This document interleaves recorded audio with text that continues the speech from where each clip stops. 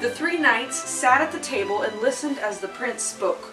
"My father, the king, has pledged the hand of my sister to the first of you who can prove himself worthy." The prince paused to let the men take in the news. He looked at their faces, each weathered from miles and scarred from battles. The kingdom knew no stronger warriors than these three, and these three soldiers knew of no fairer maiden than the daughter of the king.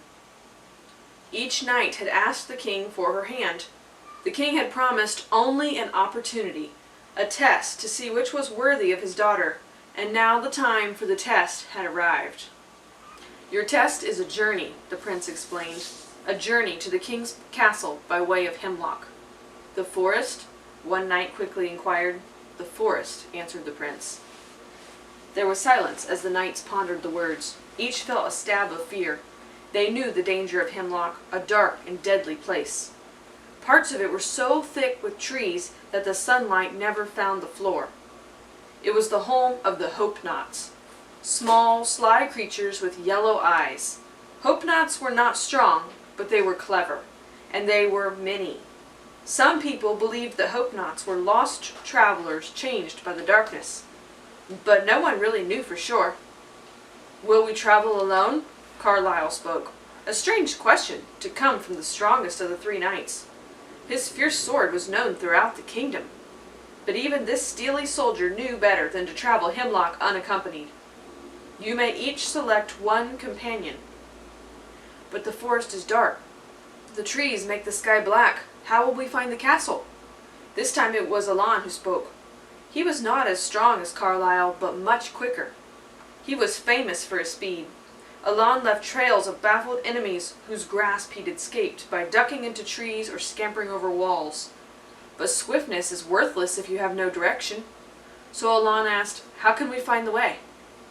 The prince nodded, reached into his sack, and pulled out an ivory flute. "There are only two of these," he explained. "This one and another in the possession of the king." He put the instrument to his lips and played a soft, sweet aria. Never had the knights heard such soothing music. "My father's flute plays the same song. His song will guide you to the castle."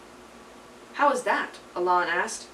3 times a day the king will play from the castle wall, when the sun rises, when the sun peaks, and when the sun sets. Listen for him, follow his song, and you will find the castle." "There's only one other flute like this one?" "Only one." "And you and your father play the same music?" "Yes." It was Cassadon inquiring. Cassadon was known for his alertness. He saw what others missed. He knew the home of a traveler by the dirt on his boot. He knew the truth of a story by the eyes of the teller. He could tell the size of a marching army by the number of scattered birds in flight. Carlyle and Alon wondered why he asked about the flute. It wouldn't be very long before they found out.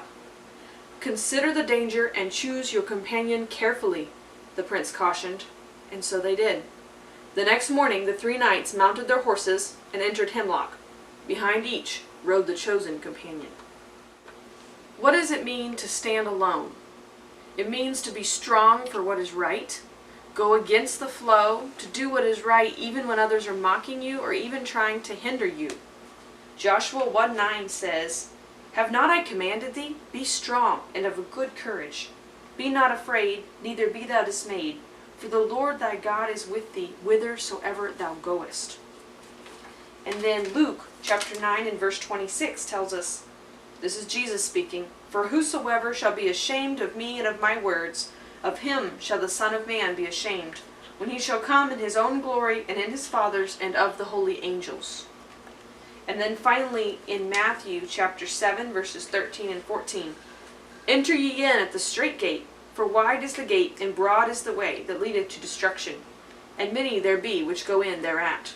Because strait is the gate, and narrow is the way, which leadeth unto life, and few there be that find it."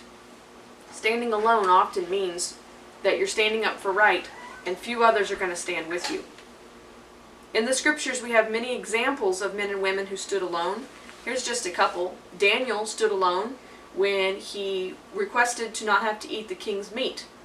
And then in chapter 6, it says that he stood alone when the decree was made that they should pray only to the king for 30 days.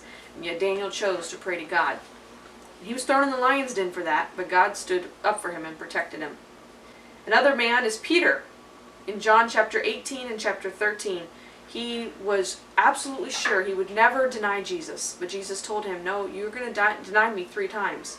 But Peter said, no, I would die with you. He's a good example of when we're really determined, I'm going to do right. And then the situation comes and we fail. Peter denied Jesus 3 times when he wanted to fit in with the crowd rather than stand out and possibly get in trouble. And then finally we have Stephen. He was a preacher in Acts chapter 7. He was stoned to death for preaching truth because he wouldn't be quiet in the middle of a mob of people that were angry with him for speaking truth. He chose to stand alone. So how can I be as strong as Stephen and Daniel? I have to know what is truly important and what is right, what's worth standing for. So here I've got a string. It's like it goes on in either direction forever and ever and ever.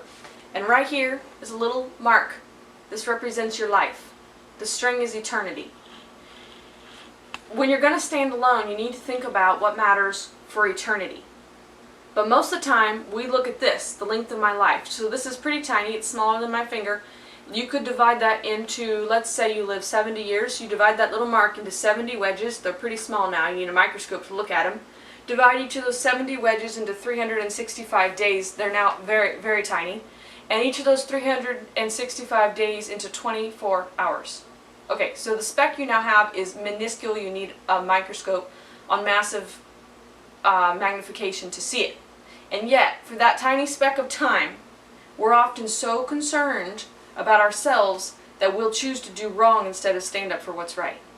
Because we've lost sight of the fact that we're going to remember that bad choice for all of eternity. It's going to be there as part of our record.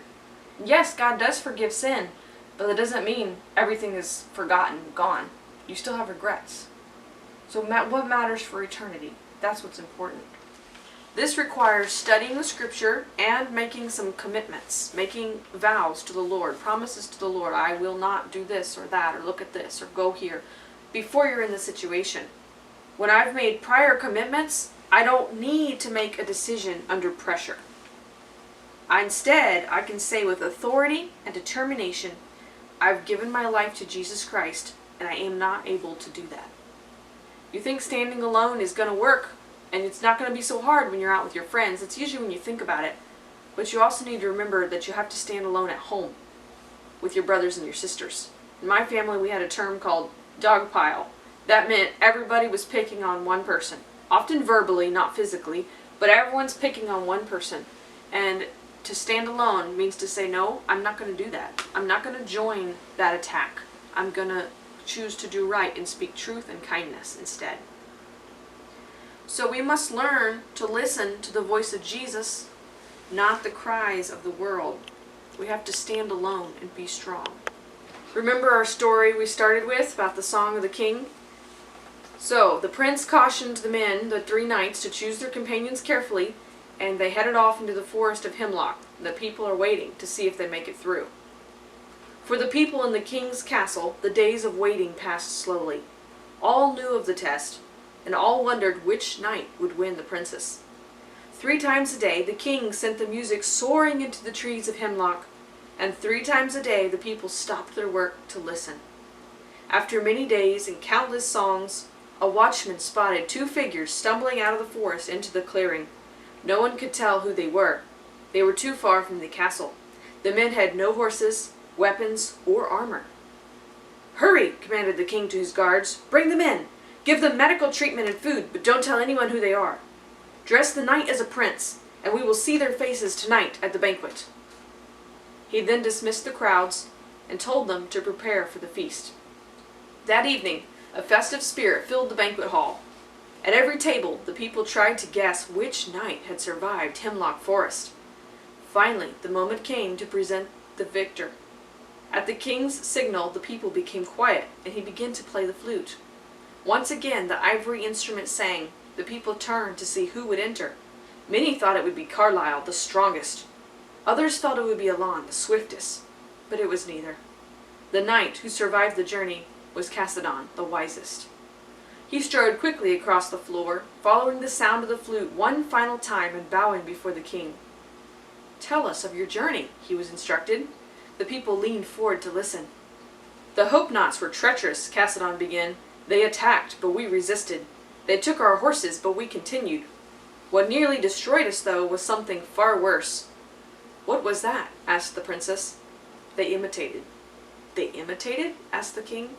Yes, my king, they imitated. Each time the song of your flute would enter the forest, 100 flutes would begin to play. All around us we heard music, songs from every direction. I do not know what became of Carlisle and Elan, he continued, but I know strength and speed will not help one hear the right flute. The king asked the question that was on everyone's lips. Then how did you hear the song? I chose the right companion, he answered, as he motioned for his fellow traveler to enter. The people gasped. It was the prince. In his hand he carried the flute. I knew there was only one who could play the song as you do, Cassidon explained, so I asked him to travel with me. As we journeyed, he played. I learned your song so well that though 1,000 false flutes tried to hide your music, I could still hear you. I knew your song and followed it. So the question is, when you're going to stand alone, whose song are you listening to? Are you listening to the words of Jesus Christ, the song of Jesus Christ? Or are you listening to the song of the world, calling for you to lower your standards and fit in?